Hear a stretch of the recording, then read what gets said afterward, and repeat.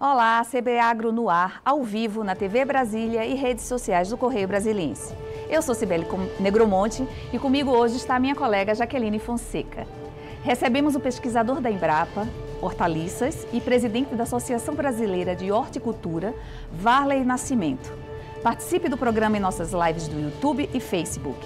Lembrando que todo o nosso conteúdo também está disponível nas principais tocadoras de podcast. Muito bem-vindo, Varley. Obrigada por aceitar o nosso convite. Nesse início de ano ainda, todo mundo meio ressacado.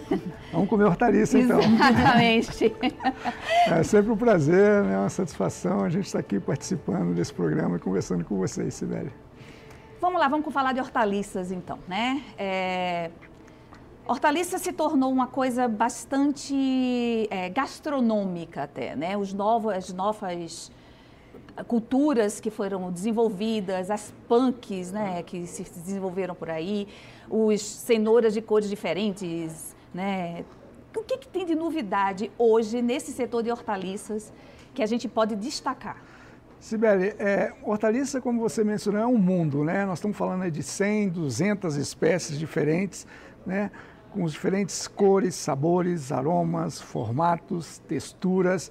E isso, literalmente falando, é um prato cheio, né? Para a gastronomia, para os chefes e para nós mesmos, os consumidores, né? Seja numa salada, seja num prato quente, enfim, você ter aquela variedade de cores, né? E texturas e gostos diferentes e nutricionalmente isso é muito interessante, porque cada cor dessa hortaliça ela traz um elemento nutritivo, né? Para a nossa saúde. Então, eu diria que hortaliças, eu trabalho há 40 anos com hortaliças, é tudo de bom, né? A gente não pode deixar de consumir. E, infelizmente, né, no nosso país, nós consumimos muito pouco hortaliças, né? Na verdade, nós consumimos apenas 30% daquela porção preconizada pela Organização Mundial da Saúde. Isso é em média, né? E tem pessoas, principalmente... Isso é o Brasil. E a gente, em relação ao resto do mundo, como é que a gente está? Exatamente. O mundo, você tem aí países mais desenvolvidos, países da União Europeia, próprios Estados Unidos, Japão, Coreia do Sul, que consomem aí algo em torno de 400, 500 gramas de hortaliças pessoa por dia. E nós chegamos aí a 1/3 disso, algo em torno de 140, 150 gramas. Estou falando em média. Então tem pessoas, eu acredito que eu chego próximo disso, mas tem pessoas de menor poder aquisitivo, população aí, que não tem acesso, né, digamos, econômico dessas hortaliças, consumo regular. Isso é ruim, porque as hortaliças, né, elas trazem saúde, elas minimizam, evitam certas doenças, né? Nós estamos vendo aí problemas, né, de doenças, de obesidade, diabetes, e eu acho que a hortaliça, um consumo maior podia contribuir com a saúde dessas pessoas. Trazendo um dado aqui, tem um estudo do Ministério da Saúde que aponta que menos da metade da população consome hortaliça pelo menos 5 vezes por semana, 4 ou 5 vezes por semana. Então, metade da população não ter acesso, não conseguir. Mas aí entra a minha pergunta. O senhor acha que esse baixo consumo é por uma questão de poder aquisitivo, porque as hortaliças, os legumes, enfim, são caros, ou é uma questão de cultura, de acesso? A que o senhor atribui esse baixo consumo? Jaqueline, é uma ótima pergunta. Você tem uma parte, sim, cultural, e a gente observa isso em regiões mais pobres, próprio norte, nordeste, né? População de menor poder aquisitivo, não tem, digamos, esse costume de comer muito hortaliças, né? Tem lá o coentro, tem lá um cheiro verde, enfim, um tomatinho, um pimentão, mas eu acho que a principal causa é o acesso econômico, né? Ou seja, o mercado de Brasília, dependendo da época e dependendo do produto, nós estamos falando aí um preço de hortaliça a 15, a 20, a 30 reais o quilo. Isso coincide com uma carne, seja de primeira ou de segunda. Então, essa população que não tem também a informação da hortaliças, ela prefere que a comida básica, o arroz, feijão, uma carne, né, uma farinha, uma mandioca, ou um pacote de biscoito, um iogurte, enfim. Então, a hortaliça ela vai ficando em segundo plano, né? E você não tem também, isso é interessante a gente falar, numa comunidade ou no interior, enfim, supermercados que fornecem nessa grande quantidade de hortaliça. Então, também, a hortaliça não chega facilmente, né? Eu estive recentemente em Manaus e você visita o mercado, você não encontra todas as hortaliças, né? Porque aquelas condições deles lá é mais complicado, é mais difícil você produzir, é mais caro produzir, condições climáticas também não permitem uma produção mais adequada. Então, a hortaliça que vem de outros estados chega mais caro e isso também influencia mais ainda no consumo. E então, por que é tão cara a hortaliça? O senhor equiparou, inclusive, aí ao preço de uma carne. Exatamente. Né? Você tem hortaliças, vai depender muito, né, de condições climáticas. A hortaliça é produzida no país inteiro, né, de norte a sul, durante o verão, durante o inverno, mas dependendo da época e agora com mudanças climáticas, etc., você tem menores produtividades, você tem maiores perdas por doenças, por pragas, e isso encarece, né? O custo de produção está caro, né? O adubo é importado, a mão de obra está cada vez mais cara, você paga também por irrigação. Então, o custo de produzir hortaliça em determinadas regiões, em determinadas épocas e também em determinadas cadeias, por exemplo, para se produzir 1 hectare de tomate hoje, você gasta R$200 mil, né? Então, é muito caro. Então, essa hortaliça, para ter um lucro, o produtor ele coloca um pouquinho mais caro. E mais ainda, o supermercado ou a revenda coloca mais ainda. Então, nós, consumidores, estamos pagando aí, em média, 2, 3, 4 vezes aquele preço que sai lá do produtor, do pequeno, o médio ou grande produtor, que tem o ganho, né, na cadeia do atravessador, da Ceasa, do supermercado até chegar no consumidor. Isso vai encarecendo e realmente fica difícil, né, o consumidor que tem um poder aquisitivo menor consumir hortaliça. E está aí o retrato do baixo consumo de hortaliças. Uma coisa que o senhor mencionou aí, e é importante quando a gente pensa em produção agrícola, de modo geral, é a sazonalidade, né? Tem coisa que produz uma época do ano, outra não, outras são do ano todo. E isso vai refletir, claro, no preço do alimento. A gente também tem que pensar na questão do desperdício. Sim. Então, às vezes, você tem um alimento que você paga, às vezes, caro, e esse alimento acaba indo parar no lixo, ou até antes de chegar em casa, ele se perde ali no transporte, na prateleira do supermercado, enfim. Queria que o senhor comentasse essa conta que não fecha, de pessoas que não têm acesso à comida, esse desperdício que ocorre e o que se pode fazer. Assim, eu sei que não tem como a gente... É uma questão de milhões e que tem vários pontos, mas que tipo de políticas o governo devia estar atento para evitar esse desperdício e conseguir atingir as metas que o governo federal em especial tem de acabar com a fome? Sim, Jaqueline, isso antes da gente falar de hortaliça, mas isso é um problema real, né? O Brasil é um dos maiores produtores de alimentos do mundo, se não o maior, é um dos maiores exportadores, né? A gente abastece mais de 1 bilhão de pessoas no mundo e nós temos uma população aqui, parte dela com insegurança alimentar, ou seja, passando fome mesmo, né? E tem essa distribuição, né? O mundo também está passando fome, mas nós temos alimento suficiente para alimentar o mundo, só que ele não é bem distribuído, né? E aí você menciona perdas e desperdício, né? Hoje nós temos um dado, né, tanto da Embrapa, quanto do Ibrahort, como da CNA, própria Conab também, enfim, mostrando que as hortaliças se perdem algo em torno aí 30%, ou seja, depois que saiu do produtor, ele se perde 30%, seja no transporte, seja no caminhão, seja no armazenamento, seja lá na Ceasa, seja no próprio supermercado. E depois a gente tem ainda uma pequena perda que a gente chama de desperdício em casa, está lá na sua geladeira, ou você descascou mal descascado a sua batata, se perdeu, enfim. Então, como fazer isso, né? Eu acho que tem que ter tecnologias para essa produção, ou seja, a pesquisa tem que estar fornecendo informação de como manejar melhor esse alimento, como colher melhor, como acondicionar melhor a embalagem, como transportar, né? Hoje a gente observa em outros países produtos hortícolas, né, sendo transportados em caminhões refrigerados.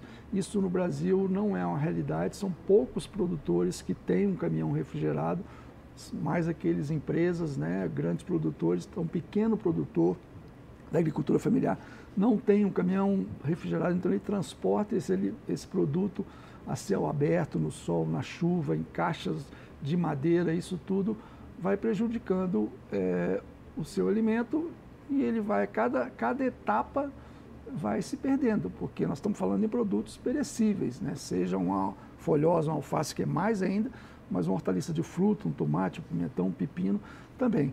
Então, seria, né, gerar informações, pesquisa, também o governo, através de políticas públicas, né, de crédito, né, para cooperativas, também para investimento nessas propriedades. A gente observa isso em outros países, associações, cooperativas, uma coisa que a gente não tem muito em hortaliças. Tudo isso poderia minimizar, né, questões de perda. E a gente também, né, informação ao consumidor, né, no mercado brasileiro hoje, boa parte dos produtos são espalhados nas gôndolas, e você mexe, você quebra o quiabo para ver se está bom, ou a vagem, né? Quando você quebrou, o outro cliente não vai utilizar. Você joga aquilo, vai amassando, vai danificando, vai tendo um corte, enfim. Então, é diferente se fosse produtos, né, já higienizados, empacotados, na quantidade que você manuseia melhor. Então, tem uma série de fatores aí que contribuem, né, para essa perda. E aí eu entro numa situação, né, você está falando dessa coisa das gôndolas, grandes gôndolas dos grandes supermercados e tal. E existe também o pequeno produtor, né, a agricultura familiar, que talvez seja mais difícil ainda de conseguir ter acesso, né, deles levarem acesso a esse alimento. E geralmente são alimentos orgânicos, alimentos talvez e para a população até um pouco mais cara, né? Sim. E qual a importância dessas associações, dessas cooperativas, e como é que anda a agricultura familiar aqui no Distrito Federal, a realidade do Distrito Federal em relação ao resto do Brasil? Isso é interessante, Sibeli. O agricultor familiar é um pequeno agricultor, né? E a produção dele é pequena, né? E ele, para ter acesso a um supermercado é mais difícil, porque um supermercado exige primeiro qualidade, às vezes ele não tem, mas principalmente quantidade. O supermercado exige um fornecimento regular ao longo do ano ou ao longo do mês, de tantas caixas de tomate ou de quiabo ou de abóbora, e ele não tem essa produção, então ele fica fora do mercado. Então ele vai para uma feira livre, ou ele vai atender os programas do governo, PENAI, né? Desculpa, que é da agricultura, da merenda escolar, enfim, é onde ele tem esse acesso. Agora, essas cadeias, né, curtas que nós chamamos, agricultura familiar próximas ao centro consumidor, em feiras, isso é interessante, até esse envolvimento do consumidor com o agricultor, de conversar, de ter um produto mais fresco. Você mencionou um orgânico, né, teoricamente um produto mais saudável, com menor risco para a saúde, porque não se utiliza agrotóxicos, mas tem que tomar cuidado com contaminação biológica, né, através da água de irrigação, de bactérias, enfim. Mas é um produto, de novo, né, o orgânico, ele, na maioria das vezes, o preço para o consumidor ele é um pouquinho maior. Então, também não é uma coisa que se vende facilmente. Você mencionou Brasília, né? A Brasília tem uma produção de hortaliça muito interessante, né? Você tem os núcleos rurais, você tem a Embrapa aqui ao lado, você tem a empresa a Emater, que é bastante eficiente, e você tem esses núcleos rurais onde há uma produção muito interessante de hortaliças aqui no DF. Inclusive o DF exporta hortaliças, né? Praticamente boa parte das hortaliças é produzida aqui. Então nós estamos relativamente bem aqui no Distrito Federal em termos de produção de hortaliças. Vamos dar um pequeno intervalinho, né? A gente volta já com mais Sebraagro, que hoje recebe o pesquisador da Embrapa Hortaliças e presidente da Associação Brasileira de Horticultura, Varley Nascimento. Não sai daí não, que a gente volta já.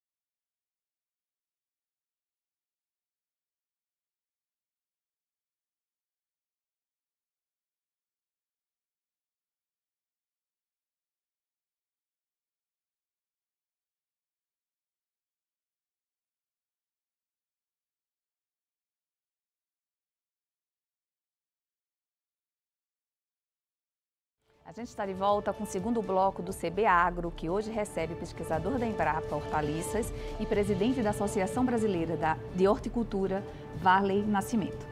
Varley, a gente falou muito sobre a questão das hortaliças de um modo geral, do problema de distribuição, do problema de desperdício. Mas vamos falar também de uma coisa interessante e legal aí, que são essas hortaliças modificadas aí, que vocês acabam desenvolvendo as pesquisas, aí vem batata laranja, batata roxa, e vem as punks, e vem as frutas comestíveis, né? Sim. Fala um pouquinho sobre essas técnicas, como se chega a esses produtos, né? E o que é que a gente tem de mais novidade aqui agora. Tá bom, Sibeli. Você só mencionou uma palavra modificada, só para o público não entender que não é modificada transgênica, né? É modificada no sentido a gente vai falar de transgênica do também. melhoramento convencional. Mas sim, né, você, como eu disse, né, é uma diversidade muito grande, né, e de cores, de tipos de hortaliças, enfim. E hoje, né, com a gastronomia, com o novo, né, nós queremos experimentar coisas diferentes, a gente come com os olhos, né? Então, a gente quer experimentar uma couve-flor alaranjada, uma couve-flor arroxeada, né, ou uma batata mais alaranjada, ou mesmo uma cenoura roxa ou preta, enfim. Então, são tendências, são novidades que estão no mercado, né? Principalmente aí na gastronomia, né? Os chefes procuram, né, ter a mistura do sabor, do doce com o amargo, com adocicado, enfim. E aí você menciona as punks, né? As plantas alimentícias não convencionais, que a gente resgata um pouquinho do histórico lá das nossas avós, daquelas... falando aí em capuchinha, ora pronobis, peixinho, enfim. Isso está muito, digamos, em alta, né? Porque alguns desses renomados chefes, ou mesmo essas pessoas aí, esses influencers aí, né? Bela Gil, Rita Lobo, enfim, têm buscado essas novidades, né? Essas conveniências também de você ter produtos... um alface mais crocante, de uma coloração diferente, com um tipo de folha mais diferente. Tudo isso aguça, né, o nosso olhar ali, atrai mais para o nosso consumo, né? Então, e a pesquisa, nós da Embrapa estamos por trás disso, as empresas por trás disso, e os produtores também, de fornecer esses novos materiais. Sejam um tomatinho menor que você, para a criança, botar na merendeira, no lanche da escola, uma cenourinha pequena, ou um microverde para você ornamentar a sua salada, ou flores comestíveis para você ornamentar também, para dar um gosto diferente. Então, é um mundo, né, que está aí disponível, não só para os chefes, para a gastronomia, os restaurantes, mas para nós consumidores também. Torna, né, mais atrativo, inclusive Sem para aumentar dúvida. O consumo, que a gente já falou que é tão baixo. Sem dúvida. E quando você... É interessante isso, a gente tem um trabalho, né, Embrapa, um trabalho de incentivo ao consumo de hortaliças, uma vez que a gente já falou que o consumo é pequeno. Então, para crianças especialmente, né, quando você faz coisas diferenciadas, né? Eu já falei aqui, inclusive, num programa, né, de cenoura, aqui com os nomes das cultivares de cenoura de Brasília, né? Foi no aniversário da cidade. Talvez a criança não gosta de cenoura de um tipo, mas você faz um bolo de cenoura, ela gosta, você faz um suco de cenoura. Então, também o jeito de preparar, o jeito de você fornecer a salada ou a distribuição, cores, isso afeta, sem dúvida, o consumo, né? Fica mais, como você diz, mais atrativo. E quando você fala também em cores, e cores diferentes, também tem um valor nutricional agregado, né? Porque ali o prato, quanto mais colorido, mais valor nutricional ele tem.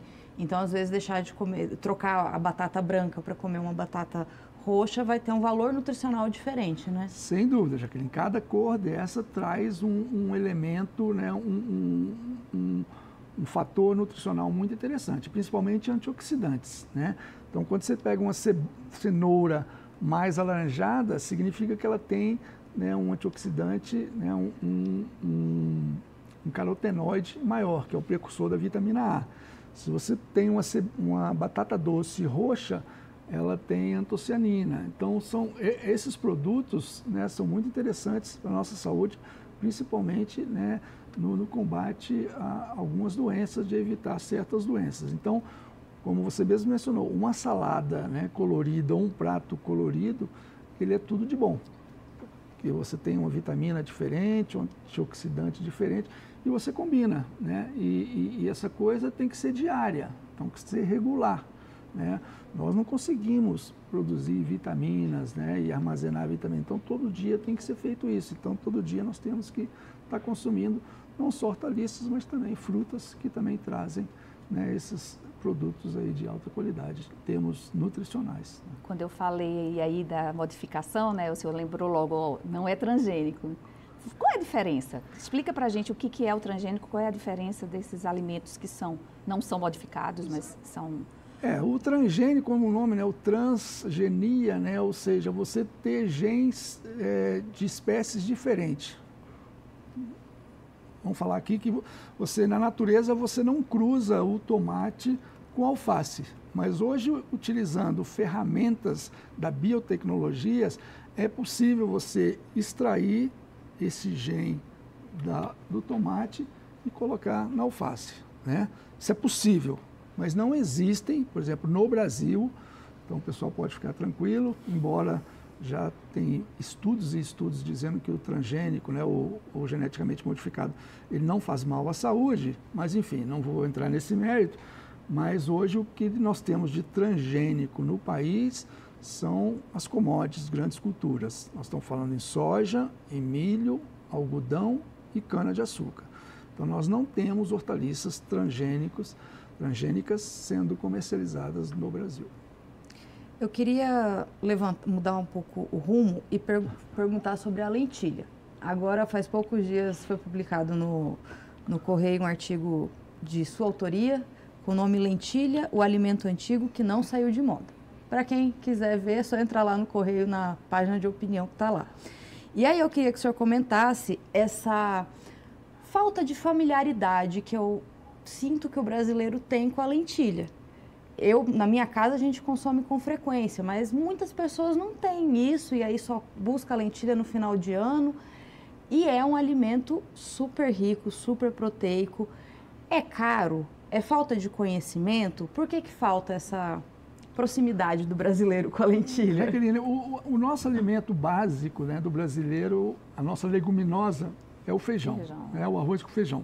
E aí estou falando de diversos tipos de feijão, seja o carioca, né, que é o mais comum, o preto, o nordeste, né, o feijão de corda, o feijão calpi, né, feijão verde, enfim. Então, é costume, isso é cultural, né? A lentilha é talvez um dos alimentos mais nutritivos do mundo, é um alimento mais antigo do mundo, né? E ele é originário, né, da Ásia e ele entrou aqui, né, com os imigrantes, ou seja, com os portugueses, com os europeus, enfim. E realmente o brasileiro não conhece muito, né? Você mencionou que tem essa tradição no Réveillon, e é verdade, né? O pessoal utiliza essa tradição, consome lentilha na virada do ano para dar sorte, né? E eu já fui estudar o porquê disso, porque ela tem um formato arredondado, achatado, que remete a uma moeda, então isso traz sorte financeira, né? Mas quando você estuda, e nós da Embrapa temos esse estudo, né, a parte nutricional, então a lentilha tem todos os aminoácidos essenciais, é um alimento proteico, fibras, de melhor digestibilidade, inclusive, do que o feijão, enfim. Então seria tudo de bom se a população consumisse mais. Então nós falamos da tradição, do costume, da falta de conhecimento, e aí no final você mencionou preço, e é verdade, né?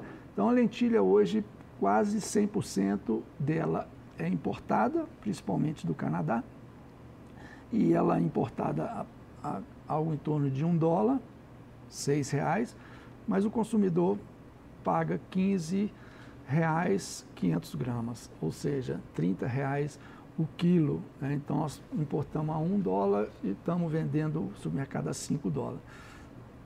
3, 4, 5 vezes mais caro do que o feijão. Então eu já não conheço a lentilha e ele é muito mais caro, eu não vou comer lentilha, né? Então esse talvez seja um dos fatores, né? Mas nós da Embrapa continuamos, eu coordeno o programa de lentilha dentro da Embrapa e a gente não só a parte de pesquisa, de gerar tecnologia genética para produzir no Brasil, mas também informar a população, né, do quão bom, né, o quão nutricional é a lentilha, se a gente consumisse mais regularmente durante o ano inteiro e não só na época de final do ano. A gente está terminando, mas eu queria fazer mais uma pergunta. Sim. Pegando o gancho da lentilha, que outras hortaliças têm esse poder tão nutritivo e que deveria estar na mesa do brasileiro? Olha, a gente, como eu disse, cada hortaliça ela traz um alimento, um nutriente diferenciado, mas as hortaliças de forma geral, e aí volta aquela questão das cores, né? Porque você está falando em vitaminas muito importantes, sais minerais, nós estamos falando de antioxidantes e nós estamos falando de fibras. Isso é tudo de bom para a saúde, consumindo menos hortaliças, mais hortaliças e menos produtos ultraprocessados. Então eu não diria consome mais essa hortaliça do que... Eu acho que a gente tem que ter uma dieta mais diversificada no dia a dia. Obrigada, Varley, pela sua participação. Obrigada, Jaque, pela companhia aqui. E o CB Agro fica por aqui. Obrigada pela sua companhia. Bom final de semana e como hortaliças. Vamos fazer, né, meta de ano novo. Até a próxima.